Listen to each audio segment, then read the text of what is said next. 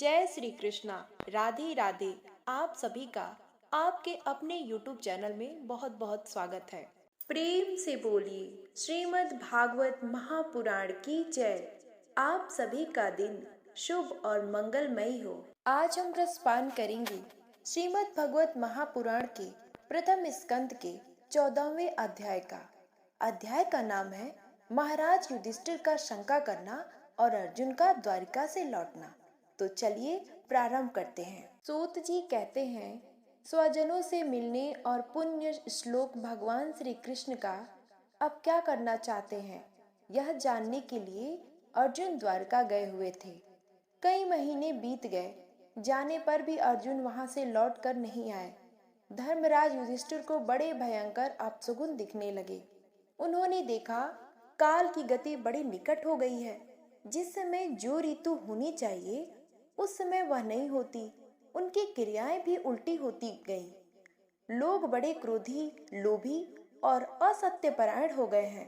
अपने जीवन निर्वाह के लिए लोग पापपूर्ण व्यापार करने लगे हैं। सारा व्यवहार कपट से भरा हुआ होता है। यहाँ तक कि मित्रता में भी छल मिला रहता है। पिता माता, सगे संबंधी, भाई और पति पत्नी भी झगड़ा झंझट करने लगे हैं। कलयुग के आ जाने से लोगों का स्वभाव ही लोभ, दंभ आदि अधर्म से अभिभूत हो गया है और प्रकृति में भी अत्यंत अरिष्ट सूचक अपशगुन होने लगे हैं। यह सब देखकर युधिष्ठिर ने अपने छोटे भाई भीम से कहा। युधिष्ठिर ने कहा, भीमसेन, अर्जुन को हमने द्वारका इसलिए भेजा था कि वह वहां जाकर पुण्य श्लोक भगवान श्री कृष्ण क्या कर रहे हैं इसका पता लगा आए और संबंधियों से मिल भी आए। तब से 7 महीने बीत गए, किंतु हमारे छोटे भाई अब तक नहीं लौट रहे हैं। मैं ठीक ठाक ही ये समझ रहा हूँ कि उनके न आने का क्या कारण है। कहीं देवर्षि नारद के द्वारा बतलाया हुआ वह समय तो नहीं आ पहुँचा है जिसमें भगवान श्री कृष्ण अपनी लीला विग्रह का स्मरण करना चाहते हैं। उन्हीं भगवान की कृपा से हमें यह संपत्ति, राज्य, स्त्री, प्राण, कुल, संतान, शत्रु पर विजय और स्वर्ग आदि लोकों का अधिकार प्राप्त हुआ है। भीमसेन, तुम तो मनुष्यों में व्याघ्र के समान बलवान हो। देखो तो सही, आकाश में उल्का पतादी, पृथ्वी में भूपक्दी और शिरों में रोगादि कितने भयंकर अपशगुन हो रहे हैं। इनसे इस बात की सूचना मिलती है कि शीघ्र ही हमारी बुद्धि को मोह में डालने वाला कोई उत्पात होने वाला है। प्यारे भीमसेन, मेरी बाई जांघ, आंख और भुजा बार बार फड़क रही है। हृदय जोर से धड़क रहा है। अवश्य ही बहुत जल्दी कोई अनिष्ट होने वाला है। देखो, यह सियारी उदय होते हुए ही सूर्य की ओर मुंह करके रो रही है। अरे, उसके मुंह में तो आग भी निकल रही है। यह कुत्ता विकल निर्भयसा होकर मेरी ओर देखकर चिल्ला रहा है। भीमसेन, गौवादी अच्छे पशु मुझे बाएं करके जाते हैं और गधे आदि बुरे पशु मुझे अपने दाहिने कर देते हैं। मेरे घोड़े आदि बाएं मुझे रोते हुए दिखाई देते हैं। यह मृत्यु का दूत, पेड़की, उल्लू, इसका प्रतिपक्षी कौवा रात को अपने कठोर शब्दों से मेरे मन को कंपाते हुए विश्व को सूना कर देना चाहते हैं।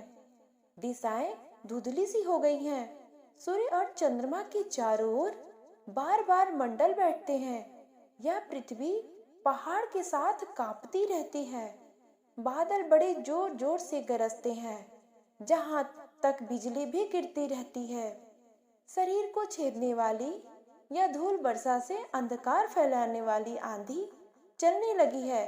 बादल बड़ा डरावना दृश्य उपस्थित करके सब ओर खून बरसाते हैं। देखो, सूर्य की प्रभा मंद पड़ गई है। आकाश में ग्रह परस्पर टकराया करते हैं। भूतों की घनी भीड़ में पृथ्वी और अंतरिक्ष में आग सी लगी हुई है।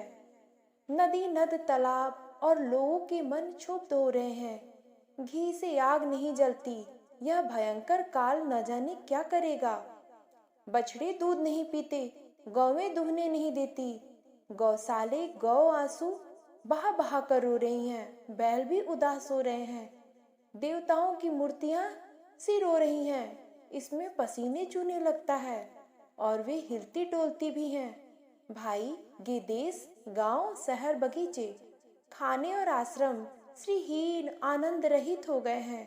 पता नहीं ये हमारे किस दुख की सूचना दे रहे हैं। इन बड़े बड़े उत्पातों को देखकर मैं तो ऐसा समझता हूँ कि निश्चय ही यह भाग्यहीन भूमि भगवान के उन चरण कमलों से, जिनका सौंदर्य तथा जिनकी ध्वजा वज्र अंकुशादि विलक्षण चिन्ह और किसी से भी कहीं भी नहीं है, रहित हो गई है।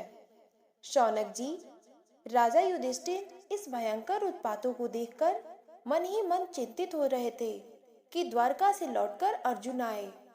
युधिष्ठिर ने देखा अर्जुन इतने आतुर हो रहे हैं जितने पहले कभी नहीं देखे गए थे।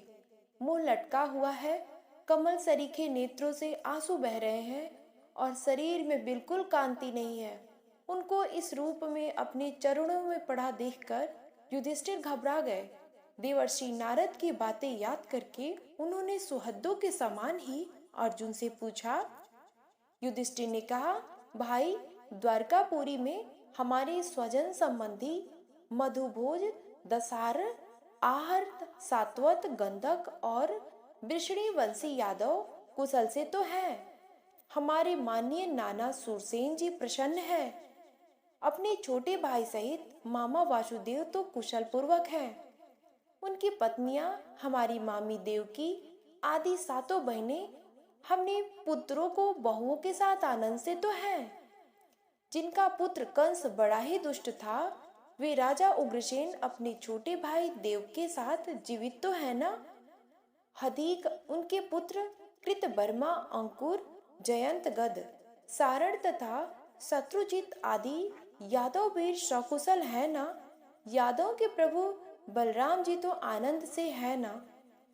विष्णु वंश के सर्वश्रेष्ठ महारथी प्रद्युम्न सुख से तो है ना। युद्ध में बड़ी फुर्ती दिखलाने वाले भगवान अनिरुद्ध आनंद से है ना। सुषेण, चारुदेश, जाम्बोतिदि नंदन, शामोम और अपने पुत्र के सहित ऋषभ आदि भगवान श्री कृष्ण के अन्य सब पुत्र भी प्रसन्न है ना। भगवान श्री कृष्ण के सेवक ऋतुदेव, उद्धव आदि और हमारे सुनंद नंद आदि प्रधान यदुवंशी जो भगवान श्री कृष्ण और बलराम के बाहुबल से सुरक्षित हैं, सब के सब सकुशल है ना। हमसे अत्यंत प्रेम करने वाले लोग कभी हमारा कुशल मंगल भी पूछते हैं। भक्त वत्सल ब्राह्मण भक्त भगवान श्री कृष्ण अपने स्वजनों के साथ द्वारका भी सुधर्मा सभा में सुखपूर्वक विराजते हैं ना। वे आदि पुरुष बलराम जी के साथ संसार के परम मंगल, परम कल्याण और उन्नति के लिए यदुवंश रूप क्षीर सागर में विराजमान है। उन्हीं के बाहुबल से सुरक्षित द्वारकापुरी में यदुवंशी लोग सारे संसार के द्वारा सम्मानित होकर बड़े आनंद से विष्णु भगवान के पार्षद के समान विहार कर रहे हैं। सत्यभामा आदि 16,000 रानियां प्रधान रूप से उनके चरण कमलों की सेवा में ही रह रत कर उनके द्वारा युद्ध में इंद्रादि देवताओं को भी हराकर इंद्राणी के भोग योग्य तथा उन्हीं की अभिष्ट परिजातादिक वस्तुओं का उपभोग करती हैं। यदुवंशी वीर श्री कृष्ण बाहुदंड के प्रभाव से सुरक्षित रहकर निर्भय रहते हैं। यदुवंशी वीर श्री कृष्ण के बाहुदंड के प्रभाव से सुरक्षित रहकर निर्भय रहते हैं और बलपूर्वक लाई हुई बड़े बड़े देवताओं के बैठने योग्य सुधर्मा सभा को अपने चरणों से आक्रांत करते हैं। भाई अर्जुन, यह भी तो बताओ कि तुम स्वयं तो कुशल हो ना। मुझे कुछ श्रीहीन सी दिख रहे हो। वहां बहुत दिनों तक रहे, कहीं तुम्हारे सम्मान में तो किसी प्रकार की कमी नहीं हुई? किसी ने तुम्हारा अपमान तो नहीं कर दिया? कहीं किसी ने दुर्भावपूर्ण अमंगल शब्द आदि के द्वारा तुम्हारा चित्त तो नहीं दुखाया? अथवा किसी आशा से तुम्हारे पास आए हुए याचकों को उनकी मांगी हुई वस्तु अथवा अपनी ओर से कुछ देने की प्रतिज्ञा करके भी तुम नहीं दे सके? तुम कदा शरणागत की रक्षा करते आए हो। कहीं किसी भी ब्राह्मण बालक को, गौ, बूढ़े, रोगी, अबला अथवा अन्य किसी प्राणी का तो तुम्हारी शरण में आया हो, तुमने त्याग तो नहीं कर दिया। कहीं तुमने अगम्य स्त्री से समागम तो नहीं किया, अथवा गमन करने योग्य स्त्री के साथ असत्कार पूर्वक समागम तो नहीं किया। कहीं मार्ग से अपने छोटे अथवा बराबरी वालों से हार तो नहीं मानी, अथवा भोजन कराने योग्य बालक और बूढ़ों को छोड़कर तुमने अकेले ही तो भोजन नहीं कर लिया। मेरा विश्वास है कि तुमने ऐसा कोई निंदित काम तो नहीं किया होगा जो तुम्हारे योग्य ना हो न हो। अपने परम प्रियतम अभिज्ञ हृदय परम सुहद भगवान श्री कृष्ण तुम रहित हो गए हो, इसी से अपने को शून्य मान रहे हो। इसके सिवा दूसरा कोई कारण नहीं हो सकता जिससे तुमको इतनी मानसिक पीड़ा हो। श्रीमद् भागवत महापुराण का 14वां अध्याय समाप्त हुआ। अब 15वां अध्याय प्रारंभ करते हैं। श्री कृष्ण के विरह में पांडवों का परीक्षित को राज्य देकर स्वर्ग सिधारना। तो चलिए सुनते हैं। सूत जी कहते हैं, भगवान श्री कृष्ण के प्यारे सखा अर्जुन एक तो पहले ही श्री कृष्ण के विरह से खुश हो रहे थे।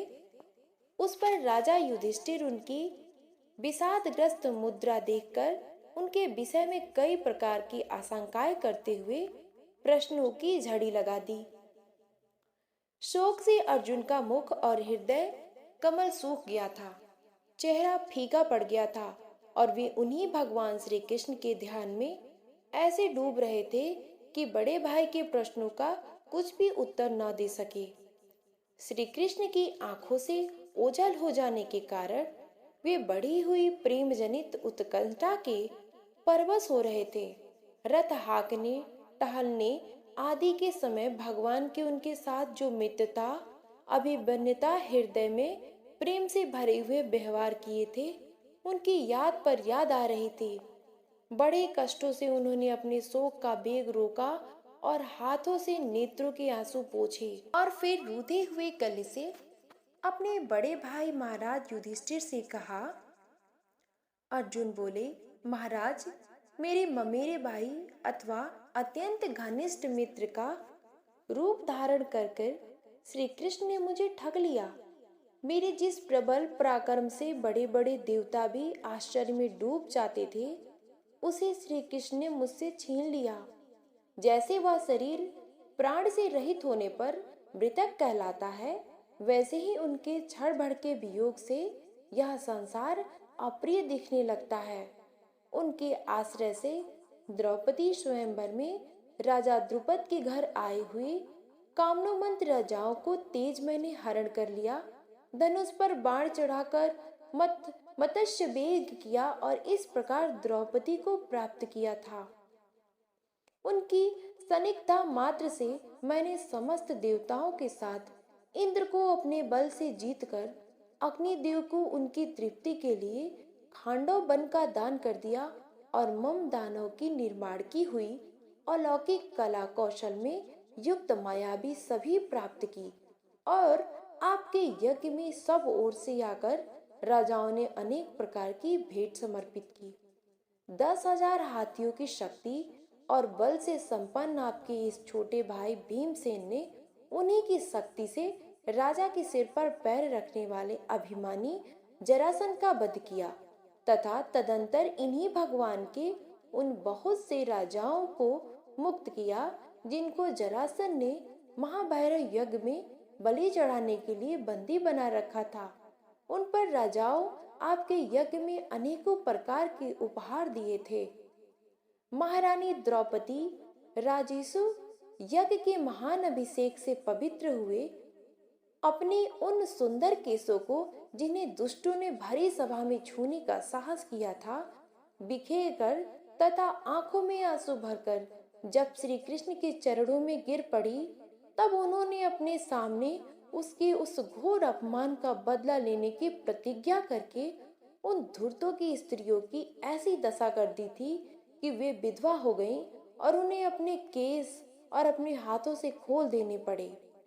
वनवास के समय हमारे वैरी दुर्योधन ने के षड्यंत्र से 10,000 शिष्यों के साथ बिठाकर भोजन कराने वाले महर्षि दुर्वासा हमें दुस्तर संकट में डाल दिया था। उस समय उन्होंने द्रौपदी के पात्र में बची हुई शाका की एक पत्ती ही भोग लगाकर हमारी रक्षा की। उनके ऐसा करते ही नदी में स्नान करती हुई मुनि मंडली को ऐसा प्रतीत हुआ मानो उनकी तो बात ही क्या है, सारी त्रिलोकी ही तृप्त हो गई है। एक बार राजा दुर्योधन महर्षि दुर्वासा ऋषि की बड़ी सेवा की। उससे प्रसन्न होकर मुनि ने दुर्योधन को वर मांगने को कहा। दुर्योधन यह सोचकर कि ऋषि के शाप से पांडवों को नष्ट करने की अच्छा अवसर है, मुनि से कहा, ब्रह्मांड हमारे कुल में युधिष्ठिर प्रधान है। आप अपने 10 सहस्त्र शिष्यों सहित उनका आतिथ्य स्वीकार करें, किंतु आप उनके यहाँ उस समय जाएं जबकि द्रौपदी भोजन कर चुकी हो, जिससे उसे भूखा का कष्ट न उठाना पड़े। द्रौपदी के पास सूर्य की दी हुई एक ऐसी बलटोई थी जिसे सिद्ध किया हुआ अन्न द्रौपदी के भोजन कर लेने से पूर्व शेष नहीं होता था, किंतु उसके भोजन करने के बाद वह समाप्त हो जाता था। दुर्वासा ऋषि दुर्योधन की कथा अनुसार उसके भोजन कर चुकने पर मध्याह्न में अपनी शिष्य मंडली सहित पहुंचे और धर्मराज से बोले कि हम नदी पर स्नान करने जाते हैं, तुम हमारे लिए भोजन तैयार रखना। इससे द्रौपदी को बड़ी चिंता हुई। उसने अति आर्द्र होकर आर्त बंधु भगवान श्री कृष्ण की शरण ली। भगवान तुरंत ही अपना विलास भवन छोड़कर द्रौपदी की झोपड़ी पर आए और उससे बोले, कृष्णो, आज बड़ी भूख लगी है, कुछ खाने को दो। द्रौपदी भगवान की इस अनुपम दया से गदगद हो गई और बोली, प्रभु, मेरा बड़ा भाग्य है जो आज विश्व भर में मुझसे भोजन मांगा, परंतु क्या करूं, अब तो कुटी में कुछ भी नहीं है। भगवान ने कहा, अच्छा, वह पात्र तो लाओ, उसमें कुछ होगा ही। द्रौपदी बटोई ले आई, उसमें कहीं साग का एक कण लगा था। विश्वात्मा हरि ने उसी को भोग लगाकर त्रिलोकी को तृप्त कर दिया और भीमसेन से कहा कि मुनि मंडली को भोजन कराने के लिए बुला लाओ, किंतु मुनिगण तो पहले ही तृप्त होकर भाग गए थे। इसके प्रताप से मैंने युद्ध में पार्वती सहित भगवान शंकर को आश्चर्य में डाल दिया तथा उन्होंने मुझको अपनी पाशुपत नामक अस्त्र दिया। साथ ही दूसरे लोकपालों ने भी प्रसन्न होकर अपने अपने अस्त्र मुझे दिए, और तो क्या, उनकी कृपा से मैं इसी शरीर से स्वर्ग में आ गया और देवता इंद्र की सभा में उनके बराबर आए आसन पर बैठने का सम्मान मैंने प्राप्त किया। उनके आग्रह से जब मैं स्वर्ग में कुछ दिनों तक रह गया, तब इंद्र के साथ समस्त देवताओं ने मेरी इसी गांडवी धारण करने वाली भुजाओं का निवात कवच आदि दैत्यों को मारने के लिए आश्रय लिया। महाराज, यह सब उनकी महती कृपा का फल था। उन्हीं पुरुषोत्तम भगवान श्री कृष्ण ने मुझे आज ठग लिया। महाराज, कौरवों की सेना भीष्मतोड़ और अजय महात्माओं से पूर्ण अपार समुद्र के समान दुस्तर थी, परंतु उनका आश्रय ग्रहण करके अकेले ही रथ पर सवार हो गए और उसे पार कर गया। उन्हीं की सहायता से आपको याद होता कि मैं शत्रुओं का राजा विराट का सारा गोधन तो वापस ले लिया था, साथ ही उनके सिरों पर से चमकते हुए मणिमय मुकुट तथा अंगों में अलंकार छीन लिए थे। भाई जी, कौरवों की सेना भीष्मकर्ण, द्रौप और शल्य तथा अन्य बड़े बड़े राजाओं और क्षत्रिय वीरों से रथों से शोभायान थी।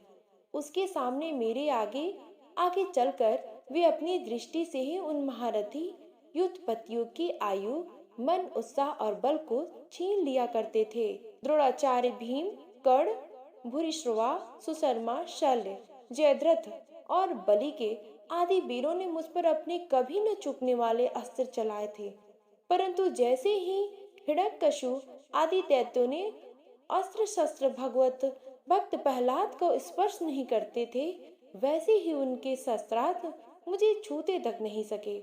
यह श्री कृष्ण भुजंगों की छत्र छाया में रहने का प्रभाव था। श्रेष्ठ पुरुष संसार से मुक्त होने के लिए जिसके चरण कमलों का सेवन करते हैं, अपने आप को दे डालते हैं, उन भगवत को मुझे दुर्विदीन सारथी तक बना डाला। यहाँ तक कि जिस समय मेरे घोड़े थक गए थे और मैं रथ से उतरकर पृथ्वी पर खड़ा था, उस समय बड़े बड़े महारथी शत्रु भी मुझ पर प्रहार न कर सके, क्योंकि श्री कृष्ण के प्रभाव से उनकी बुद्धि मारी गई थी। महाराज माधव के उन्मुक्त और मधुर मुस्कान से युक्त विनोद भरे एवं रहस्य स्पर्शी वचन, उनका मुझे पार्थ, अर्जुन, सखा, कुरुनंदन आदि कहकर पुकारना मुझे याद आने पर मेरे हृदय में उथल पुथल मचा देते हैं। सोने, बैठने, टहलने और अपने संबंधों में बड़ी बड़ी बातें करने तथा भोजन आदि करने से हम प्रायः एक साथ रहा करते थे। किसी किसी दिन मैं व्यंगों से उन्हें कह बैठता, मित्र तुम तो बड़े सत्यवादी हो। उस समय भी वे महापुरुष अपनी महानुभावता के कारण जैसे मित्र अपने मित्र का और पिता अपने पुत्र का अपराध सह लेता है, उसी प्रकार मुझ दुर्बुद्धि के अपराधों को सह लिया करते थे। महाराज, जो मेरे सखा प्रिय मित्र नहीं मेरे हृदय ही थे, उन्हीं पुरुषोत्तम भगवान से मैं रहित हो गया हूँ। भगवान की पत्नियों को द्वारिका से अपने साथ ला रहा था, परंतु मार्ग में दुष्ट गोपों ने मुझे एक अबला की भांति हरा दिया और मैं उनकी रक्षा नहीं कर सका। वही मेरा गांडीव धनुष, वे ही बाण थे, वे ही रथ थे और वही घोड़े थे, और वही मैं रथी अर्जुन, जिनके सामने बड़े बड़े राजा लोग सिर झुकाया करते थे। श्री कृष्ण के बिना वे सब एक ही क्षण में नहीं के समान सार शून्य हो गए। ठीक उसी तरह जैसे भस्मी में डाली हुई आहुति, कपट भरी सेवा और ऊपर से बोया हुआ बीज व्यर्थ जाता है। राजन, आपने द्वारकावासी अपने जिन सुहृद संबंधियों की बात पूछी है, वे ब्राह्मण के शापवश मोहग्रस्त हो गए हैं।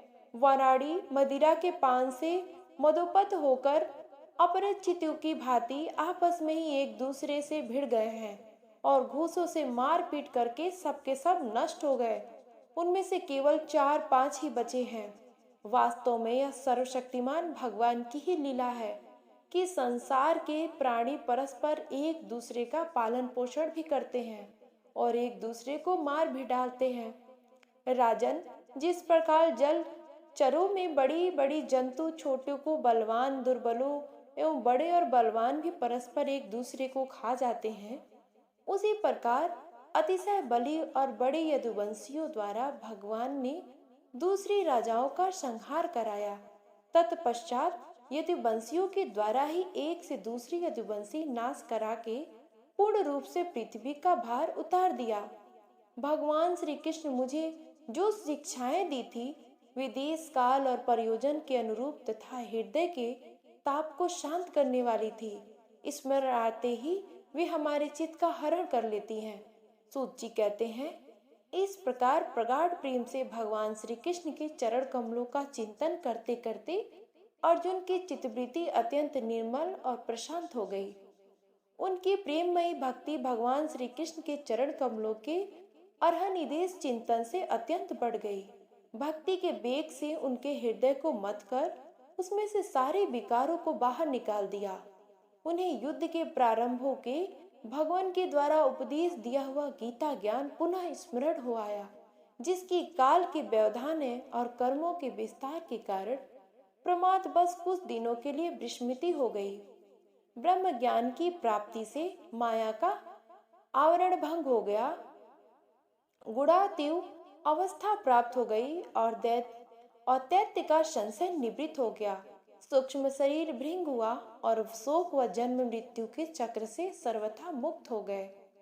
भगवान की स्वधा मगन और यदुवंश के संहार का वृतांत सुनकर निश्चल मति युधिष्ठिर ने स्वर्गारोहण का निश्चय किया। कुंती भी अर्जुन के मुख से यदुवंशियों का नाश और भगवान की स्वधा मगन की बात सुनकर अनन्य भक्ति से अपने हृदय को भगवान श्री कृष्ण में लगा दिया और सदा के लिए इस जन्म मृत्यु संसार से अपना मुंह मोड़ लिया।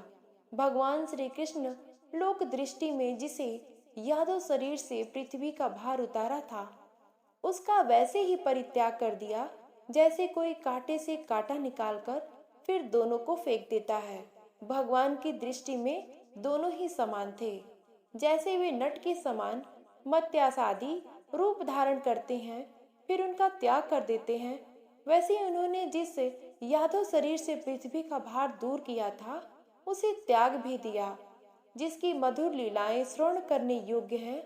उन भगवान श्री कृष्ण जब अपने मनुष्य के शरीर से इस पृथ्वी का परित्याग कर दिया, उसी दिन विचारहीन लोगों को अधर्म में फंसाने वाला कलयुग आ धमका। महाराज युधिष्ठिर से कलयुग फैलाना छिप न रहा। उन्होंने देश देश में, नगर में, घरों में और प्राणियों में लोभ, असत्य, छल, हिंसा आदि अधर्मों की बढ़ती हो गई। अब उन्होंने महाप्रस्थान का निश्चय किया। इस प्रकार श्रीमद् भगवत महापुराण का 15वां अध्याय समाप्त होता है। 16वां अध्याय हम कल सुनेंगे। कहानी पसंद आए तो वीडियो को एक लाइक जरूर करें।